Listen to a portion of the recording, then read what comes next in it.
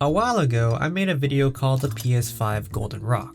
It was a luxury item made by Caviar that had 20 kilograms of gold. At that time, there wasn't a price for it. The closest thing we can do was get an estimate based on the value, which was about $900 million.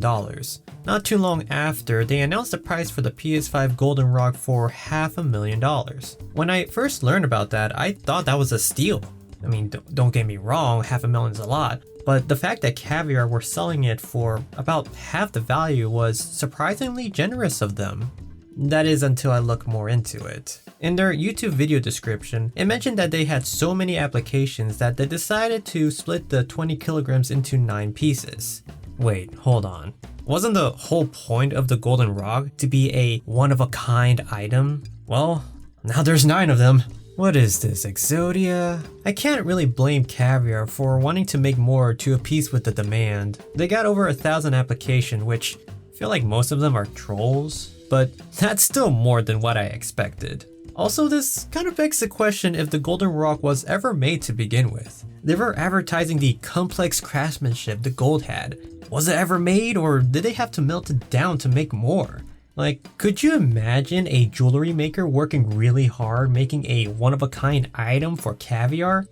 Sir, I finally finished making that PS5 Golden Rock. Ah, good. Actually, there's something I want to talk to you about. What is it? Well, you see, we got over 1,000 applications from people wanting to get one. That's amazing! It's unfortunate only one of them will get it. Right, about that, we need you to make 9 more of them. I'm sorry? Yeah, in fact, we're gonna need to melt the one you just made in order to do that. What? But sir, I worked really hard on it! Listen. We are not gonna lose this kind of opportunity, okay? You wanna know why we're making more? It's because we got word that LeBron James is interested in one. So, we're gonna make sure that we have enough gold PS5 for him and every other applicants possible. Capiche?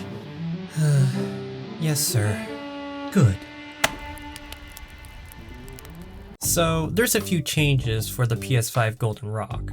It now has 3.8 kilograms of gold instead of 20. They also removed the gold faceplate from the controller, which sounds more like an upgrade since that is a touchpad. I have a feeling nobody knew that when they were designing this. Other than that, everything looks the same, except for the value, of course. Now that we know the cost, we can actually see the profit margin Caviar makes from them.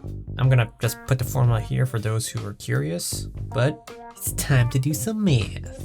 Now, I already made a video on how to calculate the value of gold, but to summarize, it's gold value times the weight times the purity. The value of gold changes constantly, but we're gonna use the value from the day the Golden Rock price was announced. I'm using this website as reference to determine the value. On February 18, 2021, gold was worth about $1,783.30 an ounce. We'll convert that into kilograms by multiplying that by 32.15, then multiply that by 3.8. And then we'll multiply that by 75% for the purity. The value ends up being $163,399.32. Whew, that's a lot. If they sold this for $500,000, then the profit margin would be about 67.25%. Except in the website, it seems like they were selling it for less than that. It could mean that somebody actually paid for that amount, which results in a lower cost. That being said, using the cost from the website, the profit margin ends up being 55.39%. Now, of course, I didn't add the cost of the PS5 and the labor, but who cares? This thing is made of gold. We're also estimating this, so keep that in mind. So not only did they make 9 of them, but they also made a light version. What is it portable now? The cost is significantly less than the Golden Rock, but they have 99 of them. Okay, sir, I managed to make 9 more of them. Oh, good. Now, make 99 more using less gold. What? Why so many? I will repeat what I just said. It's because of LeBron James, you got that? LeBron James! Alright, jeez, what is up with you and LeBron James? The light version has 24 carats of gold. I'm sorry, what? That's more than the original. In fact, 24 carats is 100% purity. The website doesn't say the amount of gold it has, but it does have the selling price. We can easily calculate the amount of grams it has by using the profit margin formula.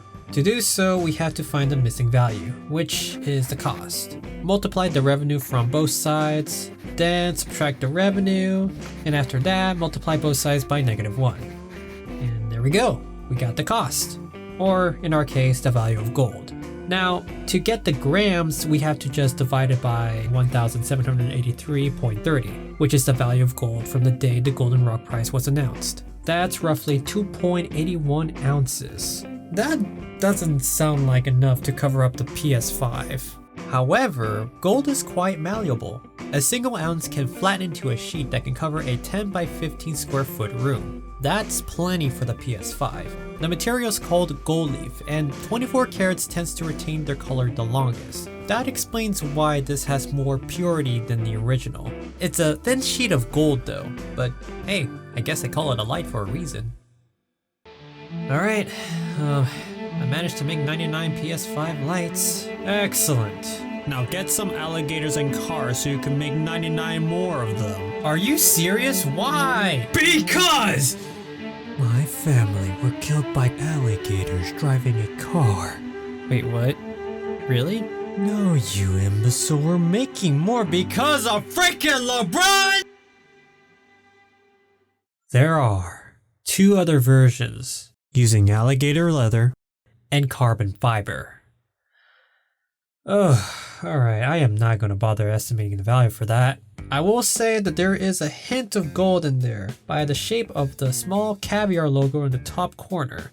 And I gotta say, it looks nice. It's very subtle and blends well with the black. You know, I thoroughly like this design. At least the one in the carbon fiber, not the alligator leather. That just seems too gaudy for me. Anyway, I have no desire in owning one. They're expensive and only have the digital version. I would rather have the one where you play the physical copy of the games, especially there being reports of the PS5 having a CBOM problem. If that CMOS battery dies, then there's no access into the digital games. Not unless you replace the battery and connect to the Sony network. I mean, sure, the CMOS battery doesn't die for a while, but that's not really something to brush off on a product that costs several thousands of dollars and are meant to last for a lifetime. Could you imagine having to take these apart to replace the battery? Like, it would suck if these things end up getting bricked. But hey, at least it's made of gold.